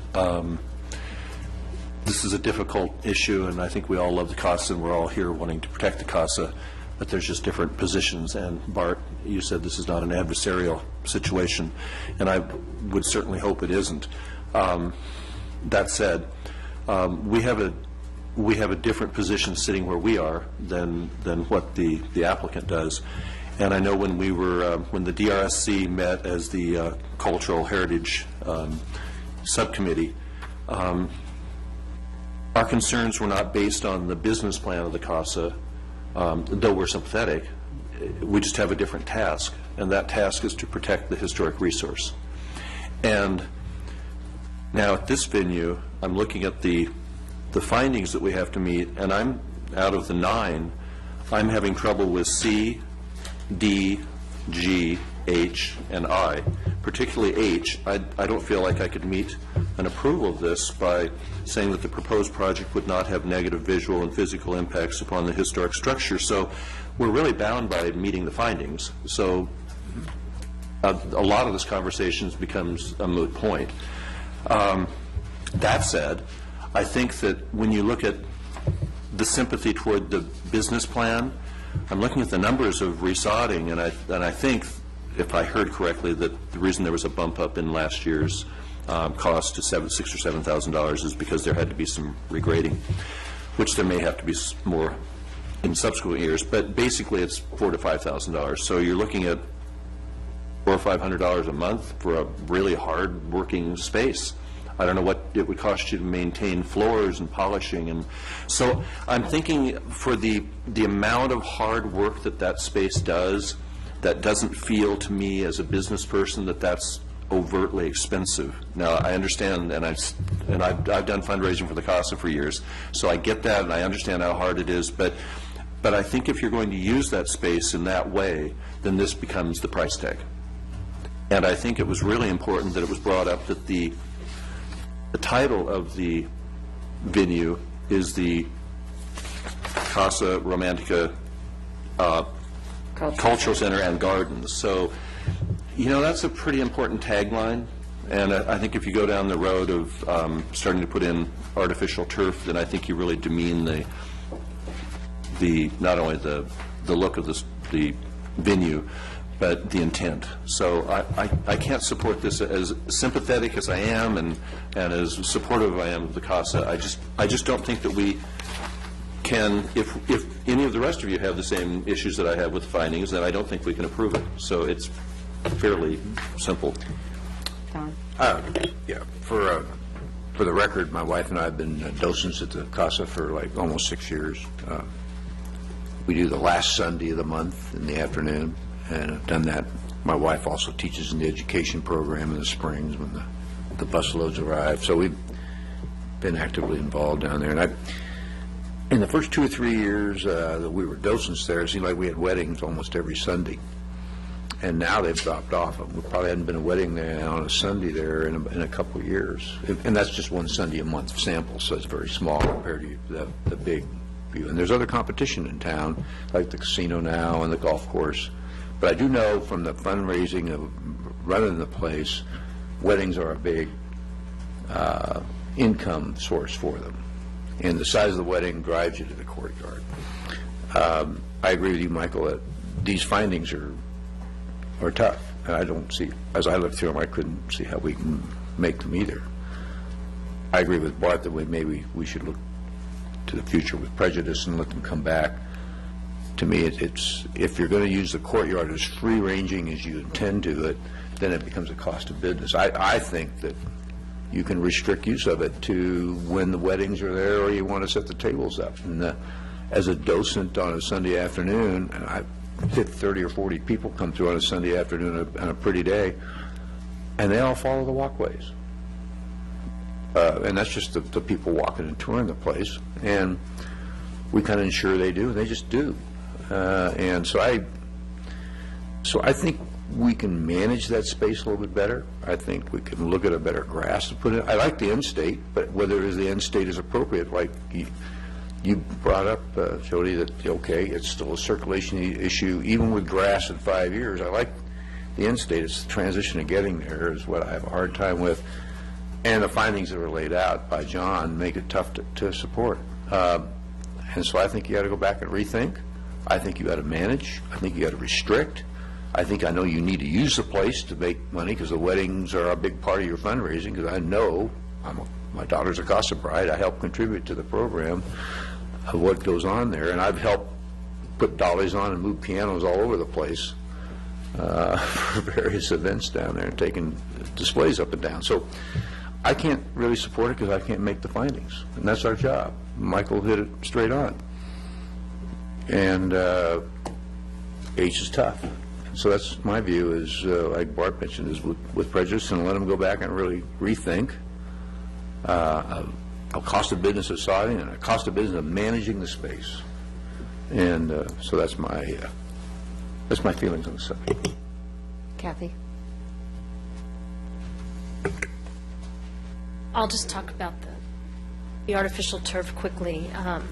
I think it would be a major downgrade to this area.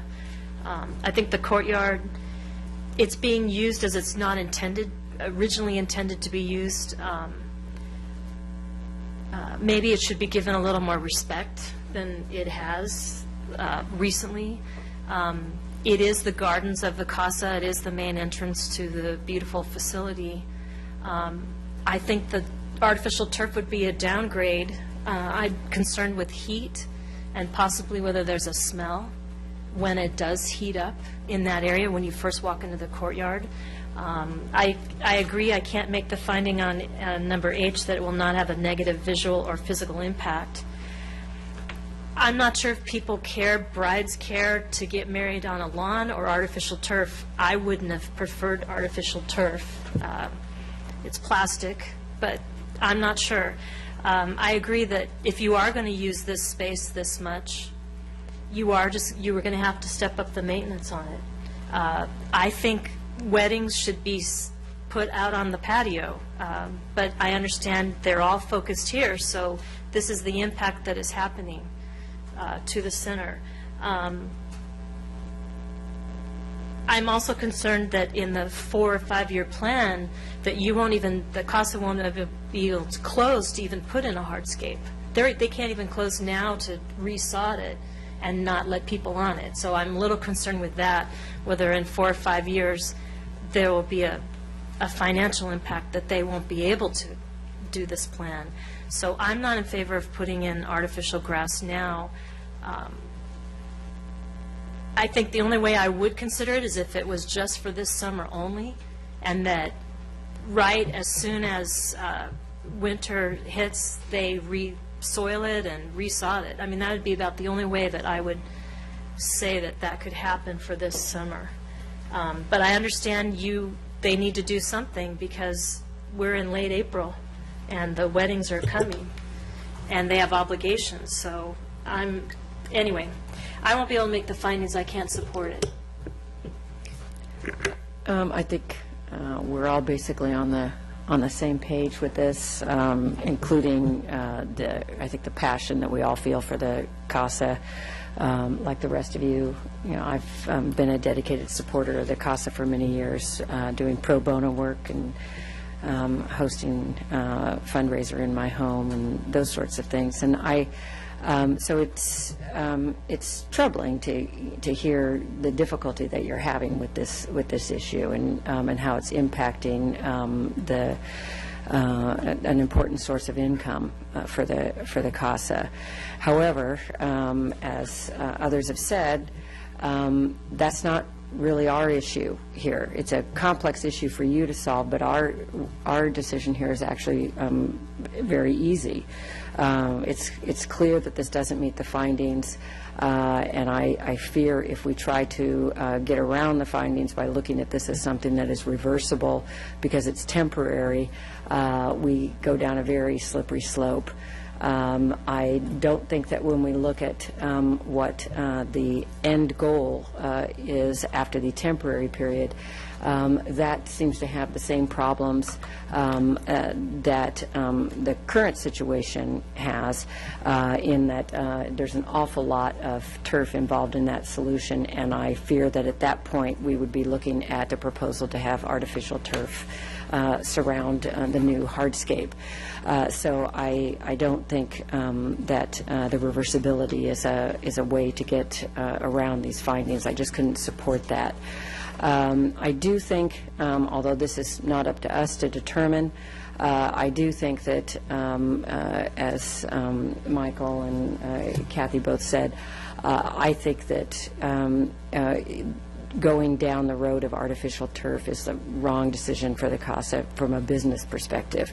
I'm planning a wedding, and there is no way I would go to a historic location that had AstroTurf. It just, ruins the whole feeling of the place. And I think in the long term, as Michael said, I think it erodes the brand. And, I think that that's a mistake for you to think to go down that road. So I think, what our responsibility is to look at this structure as a historic one first, and then a cultural center second, and, wedding venue third. And looking at it as a historic structure and protecting that historic structure, there's no way that that I could support this proposal.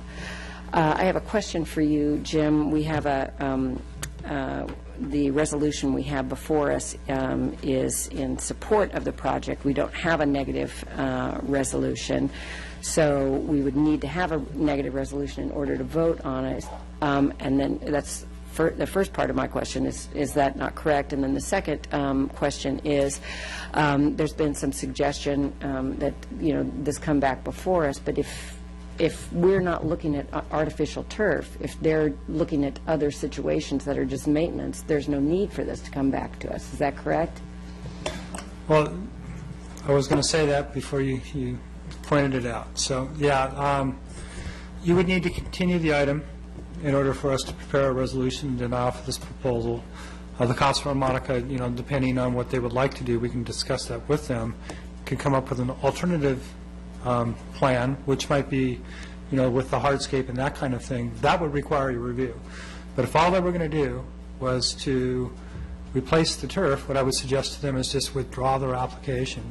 They wouldn't have to come back again and then do the turf option. So anyway, what I'd suggest we do is just continue the item. And we'll talk to the Casa Harmonica, and see what how they'd like to proceed. They may want us to deny it without prejudice, so they can take it up to City Council for an appeal. So anyway, my suggestion take a is straw vote, though, to indicate that we do want you to come back with a negative resolution, or I think you should direct us to do that. Okay. All right. Do we have a motion? Before we go, would the city attorney want to add anything to that? Or? No, I think that you're exactly right. Okay. So I make a motion that we direct the city planner to prepare a motion for denial. Second. And Continue then this. continue it without prejudice. Okay. And we have Second. Continue it without prejudice. Do a date uncertain, Date uncertain. or can you bring it back for the next meeting? I prefer not. Oh, that's right. We have a full agenda that night. So I would say the May 20, what is the 7th and 21st? 21st. Which is our other full agenda meeting, right? Yeah, strategic implementation Yeah, plan. but we won't have any, the public hearing is closed, and we won't have any further discussion, so on that night, I think we can handle that. Okay, so we have we have a motion and we have a second. All in favor? Aye. Opposed? Okay, passes 7-0. Right, Bart, was there something? Just a question for Jim. Would something like that come back on a consent calendar? The motion to deny? No, well, I think it could, yeah. Yeah, if the public hearing's closed, I'm not 100% sure, but I think that would be okay. Then you might be able to put it on any one. happen quicker. So perhaps, That's true. perhaps we can But confirm we've that. already continued to Yeah, the I can 21st. get back to you on that quickly. Okay. Okay. All right. Reports of staff and commissioners. Is there anything from Coastal? Well, we had a meeting a week or so ago, and we had an update on the Poche situation, which I brought up during the capital investment program to make sure that that whole area gets linked properly in a four-stage approach. And so there's several members of the commission are quite intense on that, on the coastal committee. So that was the discussion of a couple of weeks ago. On the Poche action plan. Thank you. Okay. And Jim, shame on me, I didn't check on this earlier, but I don't believe that the study session that allows us to report out on the Planners Institute meeting has been scheduled yet. Is that, am I correct? It hasn't been scheduled? I didn't see it on there. It hasn't, but likely we could do it on the 21st. Okay, yeah, I think that would be a good idea. I think the and- 21st is pretty full with that strategic implementation Well, plan. but we're not, that's our study session on the 21st. Yeah. No, so we- that's going to be our study session item, you're right. So we'd have to do it the following meeting. Yeah.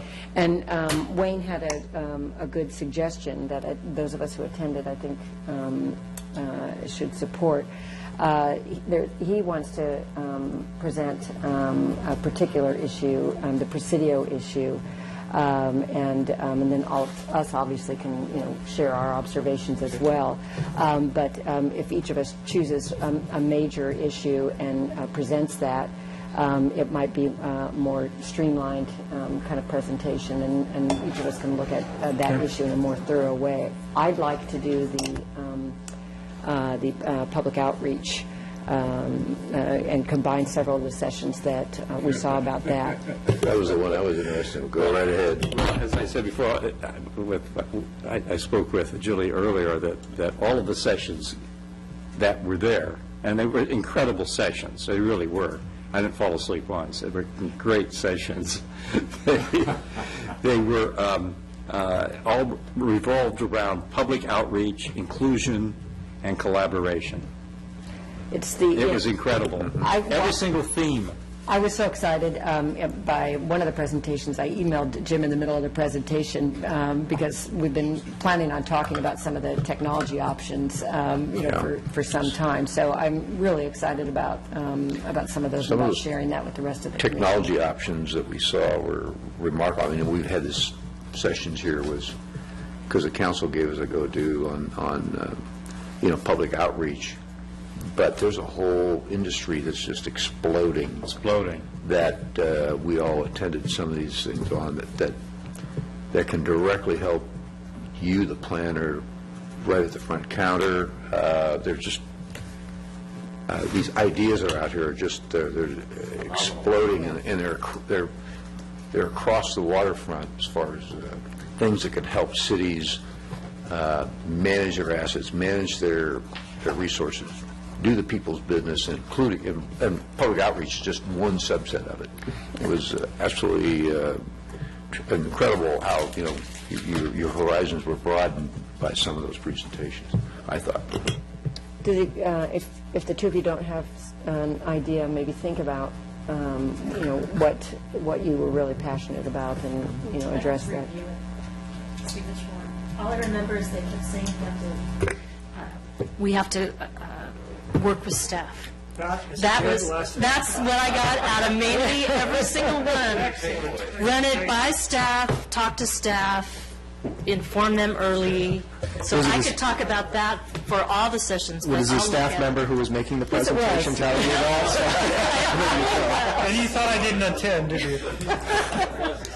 But that's what the main, other than the ideas that you had, but that was the main thing I took away. So I'll review it and get back to you, I guess. Great. Okay, do we have a motion to adjourn? We do. I move that we adjourn to the adjourned regular Planning Commission meeting to be held at 6 p.m. on May 7th, 2014, in the council chambers of the City Hall located at 100 Avenue, Presidio. Second. All in favor? Aye. Opposed? Passes 7-0. Now. Here you go.